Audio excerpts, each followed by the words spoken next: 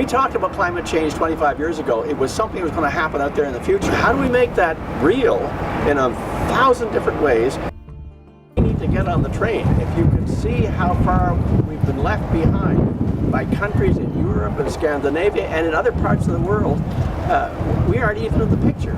And I think unless we do that, then we're going to be just so much at the receiving end of other people's second-hand and third-hand ideas. So I started trying to learn about how to bring the local experiential knowledge into the planning process and how to bridge that with the expert knowledge of all the various experts who are involved in planning for climate change and adaptation.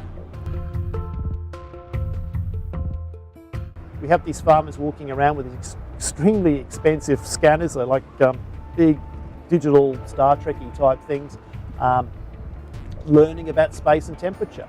And suddenly they start understanding the implications of different packaging material, different material that they use in the construction of sheds, and suddenly the spark comes on.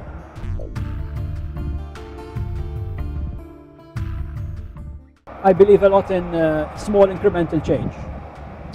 I'm very suspicious and skeptical about big dramatic changes that usually replace the people at the top, but don't necessarily replace the practices.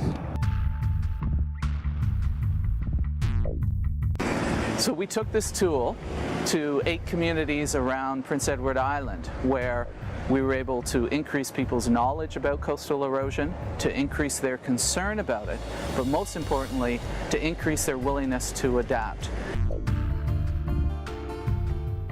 Part of doing that was dealing with the local community and trying to access some land that we could put these wind turbines on.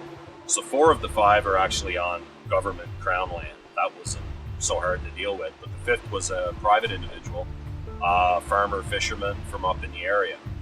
And he had some land that suited us, and we talked about, a price, which we negotiated fairly quickly, and he talked about where he saw that money going, which most included his grandchildren and education and whatnot for them. And I must say, once a year, one of my favorite visits is back with Lee and his wife and giving him that check.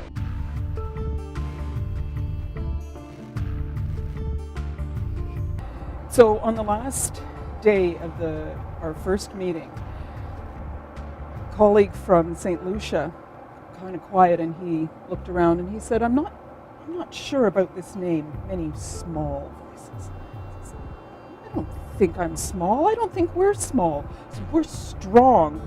We're many strong voices. And then around the table, everybody started, yeah, that's right, we're strong. And so the name got changed. And it reflects very well, I think, on what people are trying to do.